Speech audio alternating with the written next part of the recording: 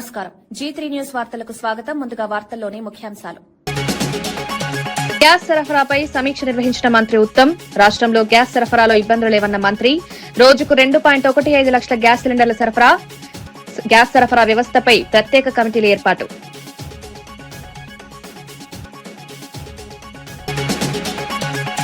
అభివృద్ధిని చూసి YCP తట్టుకోలేకపోతోందన్న TDP నేత శ్రీనివాస్ రెడ్డి. చంద్రబాబు నాయకత్వంలో రాష్ట్రం అభివృద్ది చెందుతోందన్న వ్యాఖ్య. జగన్ ఒప్పించేందుకు ఆరోపణలు చేస్తున్నారన్న విమర్శ. ప్రభుత్వ అభివృద్దిపై వైసీపీ తప్పుడు ప్రచారమన్న నేత.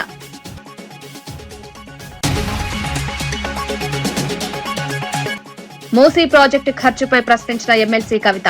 6 నెలల్లో ప్రాజెక్టు వ్యయం ఎలా పెరిగిందని ప్రశ్న. డీపీఆర్ లేకుండా ప్రాజెక్టుకు ముందుకు ఎలా అన్న ప్రశ్న. మురుగునీటి సమస్య పరిష్కారం లేక ప్రాజెక్టు వ్యర్థమన్న కవిత. గ్యాస్ సిలిండర్ కోసం అనంతపురంలో ప్రజల అవస్థలు. గ్యాస్ ఏజెన్సీల వద్ద భారీ క్యూలతో ఇబ్బందులు పడుతున్న ప్రజలు. గ్యాస్ సరఫరా సమస్యలపై ప్రభుత్వం చర్యలు తీసుకోవాలని డిమాండ్. సిలిండర్ కోసం గంటల తరబడి క్యూలో నిలబడుతున్న ప్రజలు.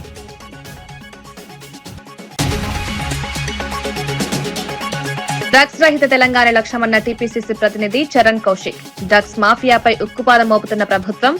డ్రగ్స్ నియంత్రణకు ప్రత్యేక ఈగల్ టీం ఏర్పాటు. యువత భవిష్యత్తు కోసం డ్రగ్స్ నిర్మూలన చర్యలు.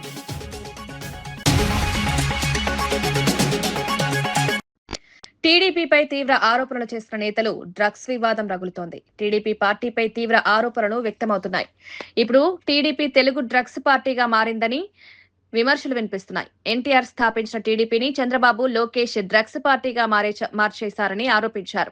టీడీపీ ఎంపీ పుట్ట మహేష్ యాదవ్ డ్రగ్స్ తీసుకుని పార్టీలో పాల్గొన్నట్లు ఆరోపణలొచ్చాయి. రాజస్థాన్ కు చెందిన మాజీ ఎమ్మెల్యేతో కలిసి డ్రగ్స్ పార్టీ నిర్వహించినట్లు తెలంగాణ పోలీసులు చెప్పారని పేర్కొన్నారు. పార్లమెంటు సభ్యునిగా కొనసాగేందుకు మహేష్ యాదవ్ కు అర్హత లేదని విమర్శించారు. ఈ ఘటనపై పూర్తిస్థాయి విచారణ జరిపి నిజాలు బయటపెట్టాలని నేతలు డిమాండ్ చేశారు. అసలు ఒక మాటలో చెప్పాలి అంటే టీడీపీ అంటే తెలుగుదేశం పార్టీ కాదు, ఇది తెలుగు డ్రగ్స్ పార్టీ లాగా తయారైంది. టీడీపీ అబ్రివేషన్ మారిపోయింది. తెలుగుదేశం పార్టీ అనేటువంటిది ఆయన రామారావు గారు పెట్టినటువంటి పార్టీ. చంద్రబాబు నాయుడు గారు రెడ్ బుక్ లోకేష్ వచ్చిన తర్వాత టీడీపీ అంటే తెలుగు డ్రగ్స్ పార్టీ కింద మార్చివేశారు. దీనికి పరాకాష్ట ఏమిటంటే ఒక ఎంపీగా ఉన్నటువంటి వ్యక్తి పుట్ట మహేష్ యాదవ్, సాక్షాత్తు ఎంపీగా ఉన్నటువంటి వ్యక్తి డ్రగ్స్ పార్టీలో పాల్గొనడమే కాకుండా ఆయన కూడా డ్రగ్స్ తీసుకుని ఆయన కూడా పాజిటివ్ రావడం జరిగింది. ఇంతకన్నా దౌర్భాగ్యం అనేటువంటి పరిస్థితి ఎక్కడ ఉండదు. చంద్రబాబు నాయుడు ఏదో ఒక విధంగా వక్రీకరించే ప్రయత్నం చేయొచ్చు. ఒక్కసారి ఆ గిరిధర్ అనేటువంటి లీగల్ ఎస్పీ ఎవరైతే ఉన్నాడో హైదరాబాద్కు సంబంధించి ఆయన ఇచ్చినటువంటి స్టేట్మెంటే మీకు ఒక్కసారి నేను చూపిస్తాను, చూడండి మీరే.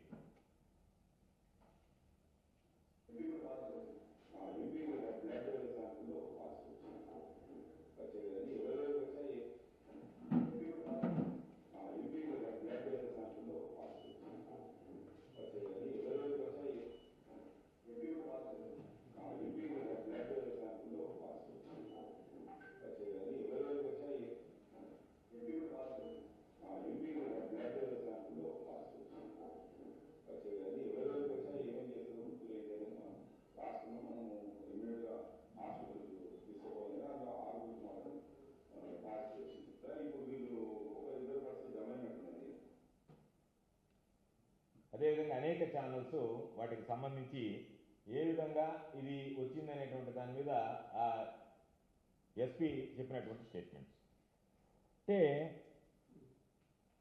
ఆ ప్రెస్ స్టేట్మెంట్ ఇచ్చినారు. రాజస్థాన్కి సంబంధించినటువంటి ఒక మాజీ ఎమ్మెల్యే నితీష్ శర్మ. రాష్ట్రంలో గ్యాస్ సిలిండర్ల సరఫరా పరిస్థితిపై మంత్రి ఉత్తమ్ కుమార్ రెడ్డి సమీక్ష నిర్వహించారు. గృహ వినియోగదారులకు గ్యాస్ సరఫరాలో ఎలాంటి ఇబ్బందులు ఉండవని స్పష్టం చేశారు. ప్రజలు ఆందోళన చెందాల్సిన అవసరం లేదని హామీ ఇచ్చారు. రాష్ట్ర వ్యాప్తంగా గ్యాస్ సరఫరా వ్యవస్థను పర్యవేక్షించేందుకు ప్రత్యేక కమిటీలను ఏర్పాటు చేసినట్లు తెలిపారు.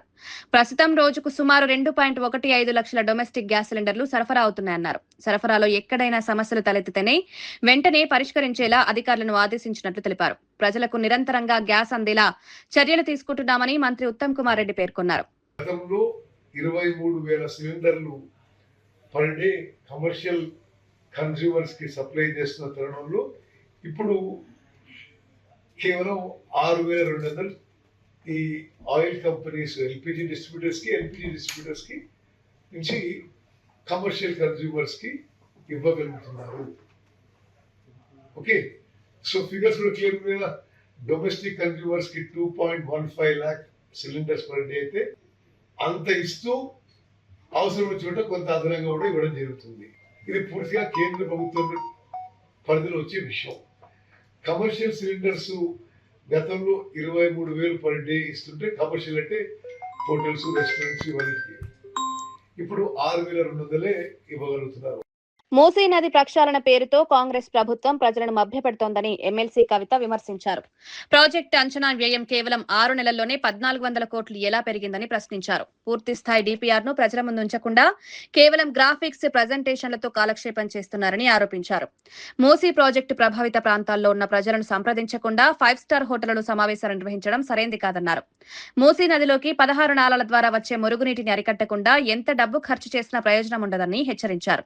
ప్రజలకు నిజాలు చెప్పకుండా ప్రాజెక్టు ముందుకు తీసుకువెళ్లడం సరైంది కాదని కవిత పేర్కొన్నారు. ఎస్ఎఫ్టీ కడతామంటున్నారు.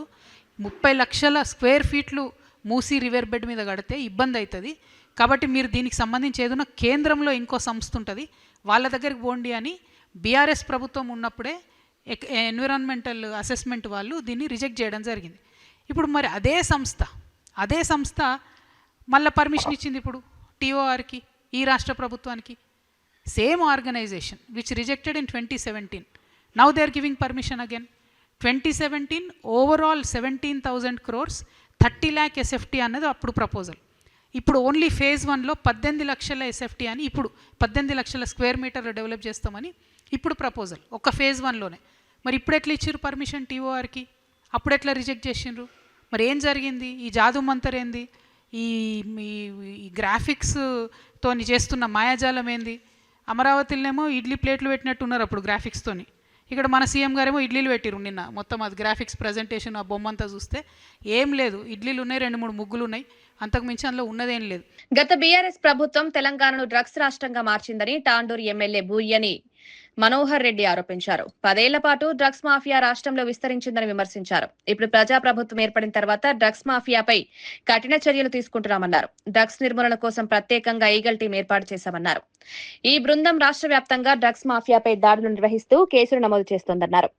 డ్రగ్స్ రహిత తెలంగాణ రాష్ట్రంగా ప్రభుత్వం ముందుకు సాగుతోందని ఎమ్మెల్యే మనోహర్ రెడ్డి తెలిపారు. అది హైదరాబాద్ లో చేసినటువంటి నాయకులు కూడా ఈ బీఆర్ఎస్ గతంలో ఉన్నటువంటి బీఆర్ఎస్ నాయకులు అప్పుడు ఉన్నటువంటి ఆడిందే ఆట పాడిందే పాటగా ఆ రోజు 10 సంవత్సరాలు అనుభవించి పదవులతో కాకుండా యువతనంతా కూడా ఏ లాడ్జిలలో చూసినా వీళ్ళ కేసులో గతంలో బెంగళూరులో సీనియర్ యాక్టర్లతో చూసుకున్నా వీళ్ళ ద్వారానే అప్పుడున్నటువంటి ఎమ్మెల్యే ఈ రోహిత్ రెడ్డి ఆధ్వర్యంలో జరిగినటువంటి కేసులు మనం చూసినాం. గతంలో 6 నెలల కింద దుబాయ్ లో కూడా ఒక కేదార్నాథ్ కేసు జరిగింది. దాంట్లో కూడా ప్రముఖంగా ఈ మన పైలట్ రోహిత్ రెడ్డి గారే ఉన్నాడు, మాజీ ఎమ్మెల్యే. ఇలాంటివి ఎన్నో కేసులు, కోకొల్లల కేసులు. ఆ కేసులే కాకుండా రాత్రి కూడా మనకు రెడ్ హ్యాండెడ్ గా డ్రగ్స్ తీసుకుంటూ దానికి టెస్ట్ చేస్తే కూడా ఈ రోజు పాజిటివ్ గా కూడా ఇప్పటికే అధికారులందరూ కూడా దాన్ని ధృవీకరించడం జరిగింది. ఇలాంటి వ్యక్తులని ఇంకా బీఆర్ఎస్ వాళ్ళు పెంచి పోషిస్తా ఉన్నారంటే మనమంతా కూడా సభ్య సమాజం ఈ రోజు తలదించుకునే విధంగా ఈ రోజు బీఆర్ఎస్ నాయకులు దీనికి సమాధానం చెప్పాలా. మేము డ్రగ్స్ రహితంగా మేము చాలా కష్టపడ్డాం, డ్రగ్స్ అంటేనే మాకు తెలియదని చెప్పి ఎన్నో నీతులు, ఎన్నో మాటలు మాట్లాడారు కేటీఆర్ గారు. యావత్ తెలంగాణ ముఖ్యమంత్రి గారు కష్టపడి డ్రగ్స్ లేని తెలంగాణ, డ్రగ్స్ రహిత తెలంగాణ జీతం అని చెప్తే మీరు దీన్ని ఇంకా ప్రోత్సహించుకుంటా వివిధ రాష్ట్రాల నుంచి తీసుకొచ్చి ఇక డ్రగ్స్ ఏ విధంగా తెలంగాణలో మనం ఇంప్లిమెంట్ చేయాలా, యువతను చెడగొట్టాలనే ఉద్దేశంతో మీరు ఈ విధంగా హంగామా చేస్తా ఉన్నారు. రాత్రి జరిగింది నేను గట్టిగా చెప్పదలుచుకున్నా.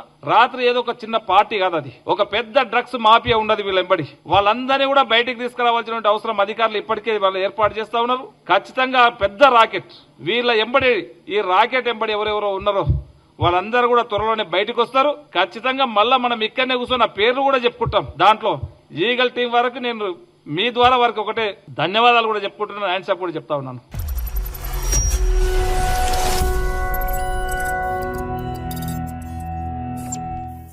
తెలంగాణలో ప్రజాప్రభుత్వం ఏర్పడిన తర్వాత మహిళా సంక్షేమానికి పెద్దపీట వేస్తున్నామని మానకొండూరు ఎమ్మెల్యే కవ్వంపల్లి సత్యనారాయణ తెలిపారు.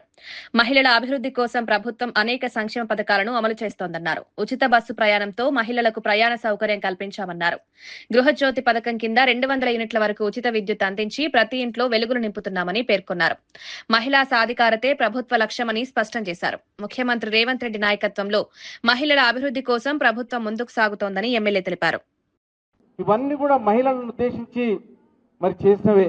మరి మహిళా సాధికారత కోసం కోటి మంది మహిళలను కోటీశ్వరులు చేయాలని మన గౌరవ ముఖ్యమంత్రి రేవంత్ రెడ్డి గారు కలుస్తున్నటువంటి కలలను సాకారం చేయడానికి 3 సార్లు వడ్డీ లేని రుణాలను మన ప్రభుత్వం వచ్చిన తర్వాత చేయడం జరిగింది. గత ప్రభుత్వంలో ఏ ఒక్కసారి కూడా వడ్డీ లేని రుణాలను కానీ ఇవ్వనటువంటి ఆ ప్రభుత్వం. మరి కాబట్టి మా మహిళా సోదరి మనలందరూ కూడా దయచేసి మీ అందరికి విజ్ఞప్తి చేస్తా ఉన్నా, మనం చేసే ప్రతి కార్యక్రమము మారుమూల గ్రామంలో ఉన్నటువంటి మహిళ దగ్గరికి మనం చేసే కార్యక్రమాలు తీసుకెళ్ళాలి. ఎందుకనంటే చేసిన కార్యం తప్పకుండా చెప్తేనే తెలుస్తుంది, ఊరికే విన్నమా పోయినమా అని కాదు. మన ప్రభుత్వానికి గత ప్రభుత్వానికి ఉన్న తేడా అది. కాబట్టి మీరందరూ కూడా దయచేసి మహిళా సోదరి మనలందరూ తప్పకుండా ప్రతి పథకాన్ని మీరు మారుమూలలో ఉన్న ప్రజల దగ్గర తీసుకెళ్ళాలి, మహిళా సోదరి మనల దగ్గర తీసుకెళ్లాలని కోరుకుంటూ, మరి మా స్వర్ణక్కకి all the best and congratulations. Definitely she will do and take it to the peaks of the ఇది. కాబట్టి మీరందరూ కూడా తన కోఆపరేట్ చేసి ఆమె చేసే ప్రతి పనిలో సహకరించి మహిళా కాంగ్రెస్ ని బలోపేతం చేసి మహిళలందరినీ కూడా కాంగ్రెస్ వైపు ఉంచే విధంగా తను ప్రయత్నం చేయాలి. కాంగ్రెస్ పార్టీకి వెన్నుదన్నుగా మహిళలు ఉంటారు, మహిళా జనాభా పెరుగుతూ ఉన్నది. కాబట్టి మీరు అనుకుంటే ఏమి తక్కువ కాదు, చేయలేనిది అసాధ్యమైనది కూడా లేదు. మీకు అందరికి తెలుసు, సునీత విలియమ్స్ గురించి తెలుసు, అంతరిక్షాన్ని అధిరోహించిన. మూసీ ప్రక్షాళన అంశంపై బీఆర్ఎస్ వర్కింగ్ ప్రెసిడెంట్ కేటీఆర్ చేసిన వ్యాఖ్యలకు కాంగ్రెస్ ఎంపీ చామల కిరణ్ కుమార్ రెడ్డి గట్టి కౌంటర్ ఇచ్చారు. ముఖ్యమంత్రి రేవంత్ రెడ్డి సబర్మతి తరహాలో మూసీ నదిని అభివృద్ధి చేయాలని లక్ష్యంగా పెట్టుకున్నారన్నారు. బీఆర్ఎస్ పాలనలో జరగని అభివృద్ధి ఇప్పుడు జరుగుతుంటే కేటీఆర్ అసహ్యపడుతున్నారని విమర్శించారు. ప్రజలను తప్పుదోవ పట్టించేలా అబద్దపు ప్రజెంటేషన్లు చేయొద్దని హితవు పలికారు. మూసీ ప్రాజెక్టు ఖర్చుపై అసత్య ప్రచారం చేయడం మానుకోవాలని సూచించారు. ఈ ప్రాజెక్టు ద్వారా హైదరాబాద్ నగరానికి కొత్త రూపు రానుందని పేర్కొన్నారు. మూసీ నది ప్రక్షాళన కార్యక్రమాన్ని ఎందుకు అడ్డుకుంటున్నారని నల్లగొండ డీసీసీ అధ్యక్షుడు పున్న కైలాష్ ప్రశ్నించారు. ముఖ్యమంత్రి రేవంత్ రెడ్డి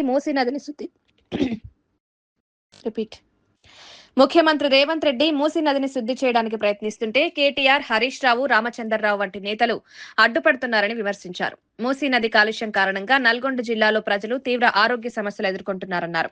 ఫ్లోరోసిస్ సమస్యతో వేలాది మంది బాధపడుతున్నారని పేర్కొన్నారు. ప్రజల ఆరోగ్యాన్ని కాపాడేందుకు చేపట్టిన కార్యక్రమాన్ని రాజకీయంగా అడ్డుకోవడం సరికాదన్నారు. జిల్లాలో దాదాపు 45 లక్షల మంది ప్రజల జీవితాలతో ఆటలాడుతున్నారని తీవ్రంగా విమర్శించారు.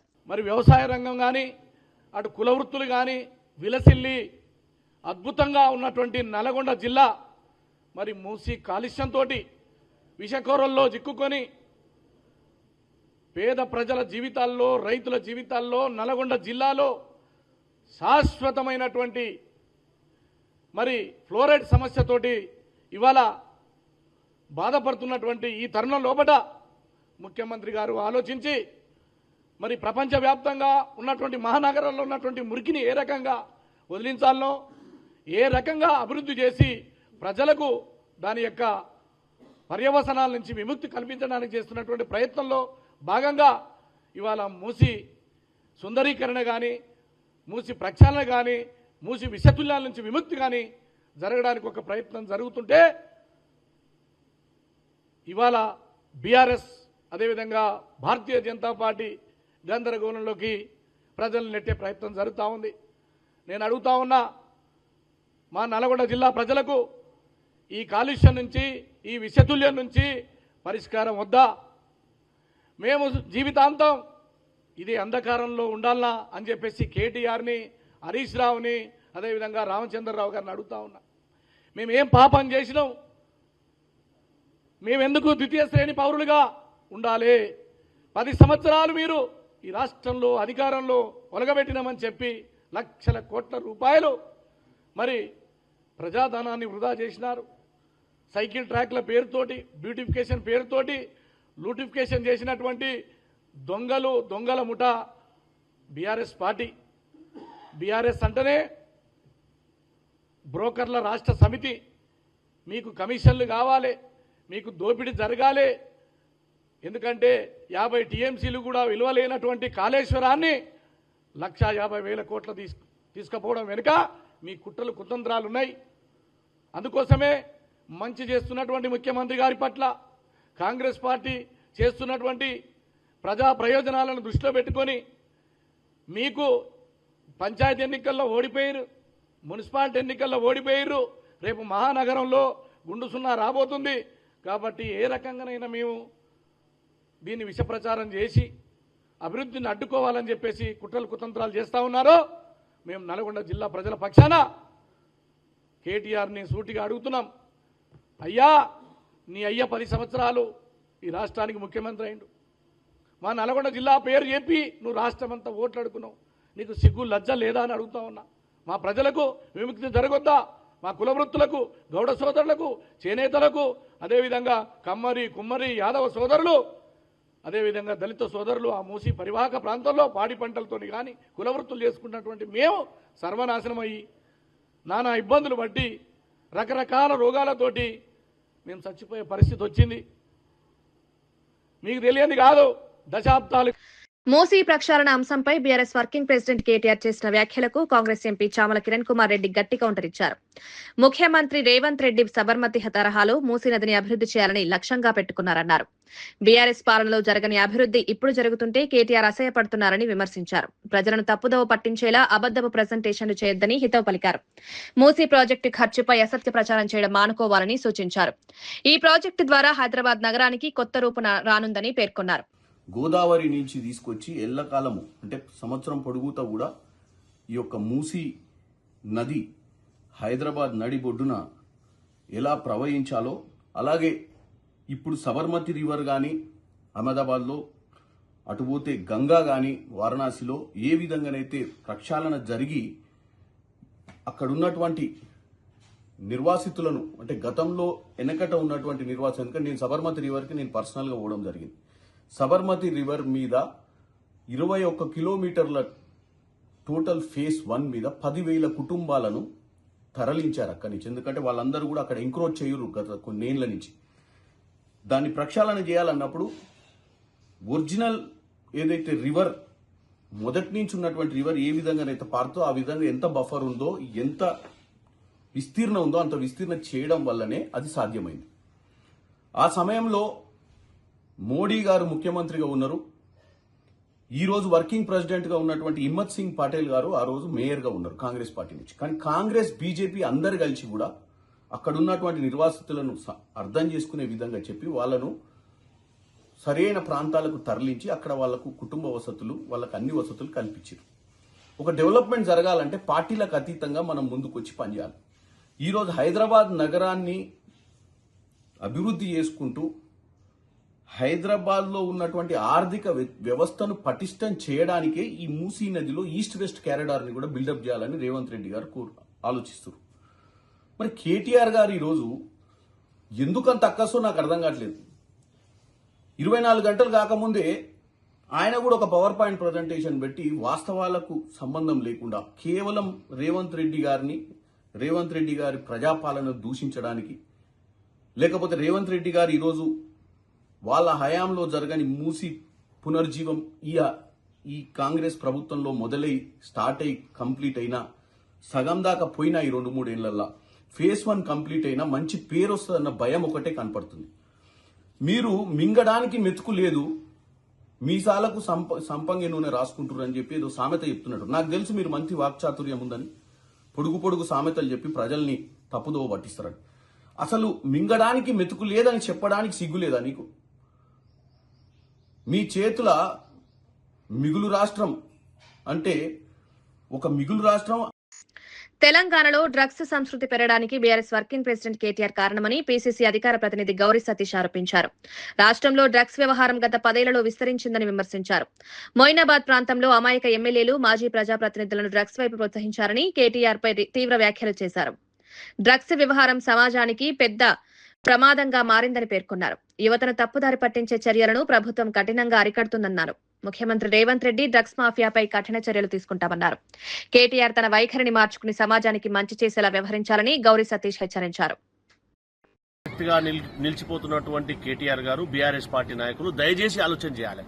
ఇలాంటి చర్యలకు పాల్పడితే వారి వారి జీవితాలే నాశనం అయ్యే అవకాశం ఉంటుంది. కాబట్టి ఇప్పటికైనా ఈ సమాజానికి వారు చేస్తున్నటువంటి డ్రగ్స్ కల్చర్ ఏదైతుందో దాన్ని నిలుపుకోవాలని చెప్పి కాంగ్రెస్ పార్టీ పక్షాన మొయినాబాద్ వాసిగా వారికి హెచ్చరిస్తా ఉన్నాం.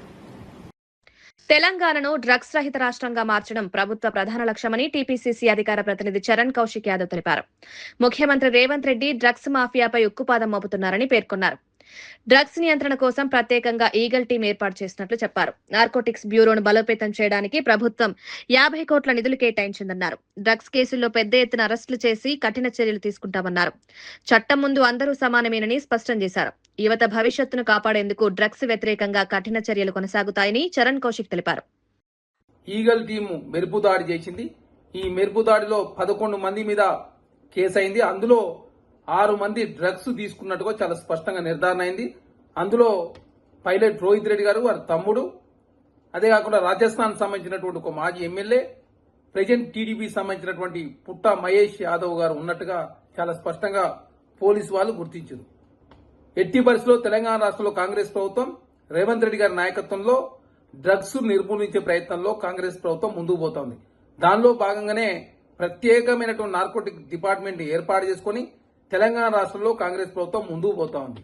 అదే కాకుండా దానికి సంబంధించినటువంటి జీరో టాలరెన్స్ విధానాన్ని అనుసరిస్తూ elite action group for drugs law అని చెప్పేసి ఏర్పాటు చేసుకుని తెలంగాణ రాష్ట్రంలో కాంగ్రెస్ ప్రభుత్వం ముందుకు పోతా ఉంది. ఇప్పటికే 7 రీజనల్ గా నార్కోటిక్స్ కంట్రోల్ సెల్స్ ని ఏర్పాటు చేసుకున్నారు. అదే కాకుండా నార్కోటిక్స్ పోలీస్ స్టేషన్లు కూడా 4 ఏర్పాటు చేసుకున్నారు. అదే కాకుండా ఆస్తుల జప్తు కూడా ఇప్పటివరకు 55 కోట్ల 80 లక్షల రూపాయలు జప్తు చేశారు. డ్రగ్స్ సోదర్స్ కూడా తెలంగాణ రాష్ట్రం ఏర్పాటు చేసుకుని కళాశాలలో కావచ్చు, అదేవిధంగా స్కూళ్లలో ఉపాధ్యాయులకు, అదే కాకుండా స్కూల్ పిల్లలకు, అదే కాకుండా అవేర్నెస్ తీసుకొచ్చే ప్రయత్నంలో ప్రభుత్వం ముందుకు పోతా ఉంది. సాంకేతిక వినియోగం, సాంకేతిక పరిజ్ఞానాన్ని ఉపయోగించుకుంటూ ఎవరైతే డ్రగ్స్ తీసుకుంటున్నారో వాళ్ళు గుర్తించే ప్రయత్నం కూడా ప్రభుత్వం చేస్తా ఉంది. అదే కాకుండా మిత్రలను కూడా సాంకేతిక పరిజ్ఞానం ఉపయోగించుకుంటూనే మిత్రుల ద్వారా ఎవరు డ్రగ్స్ తీసుకుంటా ఉన్నారు వారికి అవేర్నెస్ కల్పించే ప్రయత్నం కూడా రాష్ట్ర ప్రభుత్వం చేస్తా ఉంది. అదే కాకుండా తెలంగాణ యాంటీ నార్కోటిక్స్ బ్యూరోను కూడా తెలంగాణ రాష్ట్రం ఏర్పాటు చేసుకుని 50 కోట్ల రూపాయలు కూడా ప్రత్యేకంగా రాష్ట్ర ప్రభుత్వం పైసలు కూడా శాంక్షన్ చేసిన పరిస్థితి మనం చూస్తా ఉన్నాం. అదే కాకుండా అనంతపురం జిల్లా కళ్యాణదుర్గంలో గ్యాస్ సిలిండర్ కోసం ప్రజలు తీవ్ర ఇబ్బందులు పడుతున్నారు. ఏజెన్సీల వద్ద పెద్ద ఎత్తున క్యూలు కనిపిస్తున్నాయి. గ్యాస్ హెల్ప్ లైన్ నెంబర్ పనిచేయడం లేదని ప్రజలు ఆందోళన వ్యక్తం చేస్తున్నారు. అమెరికా, ఇజ్రాయెల్, ఇరాన్ దేశాల మధ్య జరుగుతున్న యుద్ధ ఉద్రిక్తతల కారణంగా గ్యాస్ సంక్షోభం ఏర్పడిందని చెప్తున్నారు. ఈ ప్రభావం భారతదేశంలోని పలు రాష్ట్రాలు, మండలాలు, గ్రామాలకు కూడా చేరింది. ప్రభుత్వం వెంటనే చర్యలు తీసుకుని గ్యాస్ సరఫరా సక్రమంగా జరిగేలా చూడాలని ప్రజలు డిమాండ్ చేస్తున్నారు.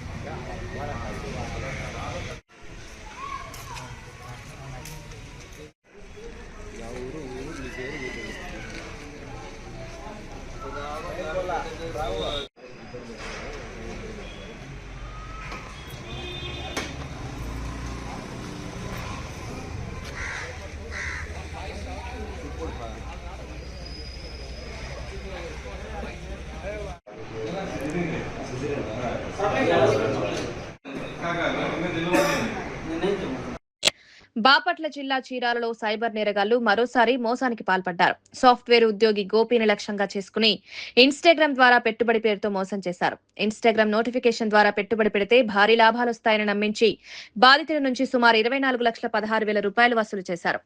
డబ్బు పెట్టిన తర్వాత నోటిఫికేషన్ లో ఉన్న ఫోన్ నెంబర్ పనిచేయకపోవడంతో గోపి మోసపోయారని గుర్తించారు.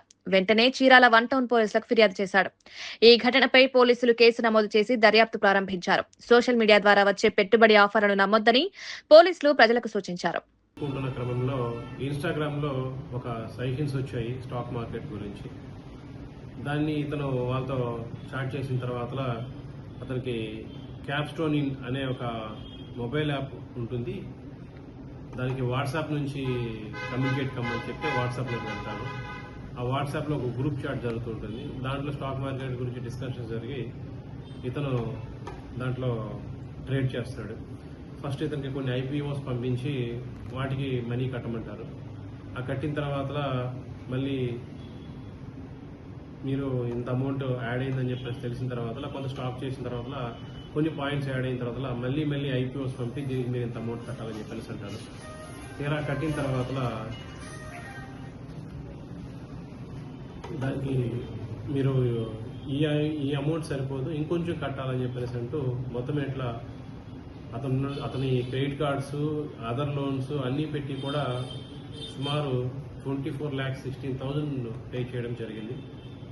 అప్పుడు వాళ్ళు నేను విత్డ్రా కావాలని చెప్పనేసి అది అడిగినప్పుడు వాళ్ళు ఇంకా మీరు కట్టాల్సింది వస్తుందని చెప్పనేసి మళ్ళీ ఐపీఓస్ పంపడం జరిగింది.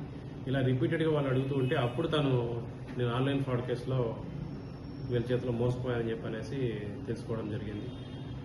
తదనంతరం తను సైబర్ పోర్టల్లో కంప్లైంట్ పెట్టి వేసినందుకు కంప్లైంట్ ఇవ్వడం జరిగింది.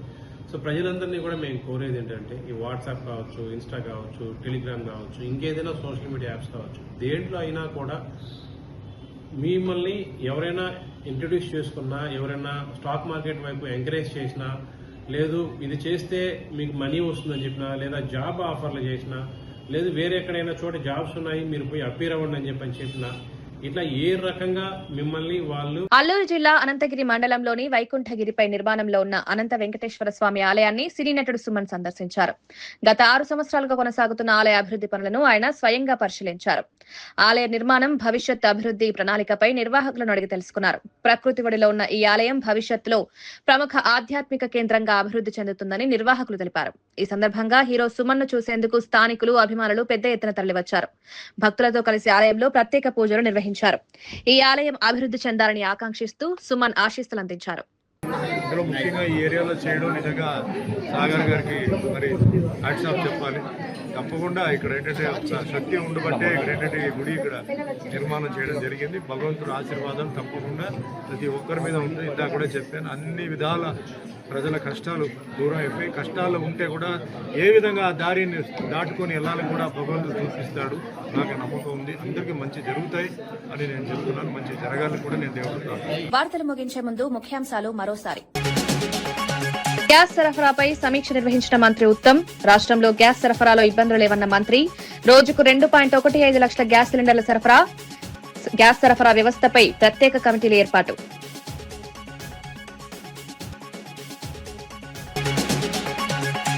అభివృద్ధిని చూసి వైసీపీ తట్టుకోలేకపోతోందన్న టీడీపీ నేత శ్రీనివాస్ రెడ్డి. చంద్రబాబు నాయకత్వంలో రాష్ట్రం అభివృద్ధి చెందుతోందన్న వ్యాఖ్య.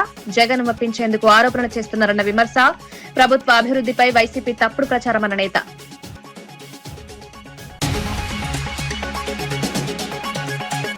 మూసీ ప్రాజెక్టు ఖర్చుపై ప్రశ్నించిన ఎమ్మెల్సీ కవిత. 6 నెలల్లో ప్రాజెక్టు వ్యయం ఎలా పెరిగిందని ప్రశ్న. డీపీఆర్ లేకుండా ప్రాజెక్టుకు ముందుకు ఎలా అన్న ప్రశ్న. మురుగునీటి సమస్య పరిష్కారం లేక ప్రాజెక్టు వ్యర్థమన్న కవిత. గ్యాస్ సిలిండర్ కోసం అనంతపురంలో ప్రజల అవస్థలు. గ్యాస్ ఏజెన్సీల వద్ద భారీ క్యూలతో ఇబ్బందులు పడుతున్న ప్రజలు. గ్యాస్ సరఫరా సమస్యలపై ప్రభుత్వం చర్యలు తీసుకోవాలని డిమాండ్. సిలిండర్ కోసం గంటల తరబడి క్యూలో నిలబడుతున్న ప్రజలు.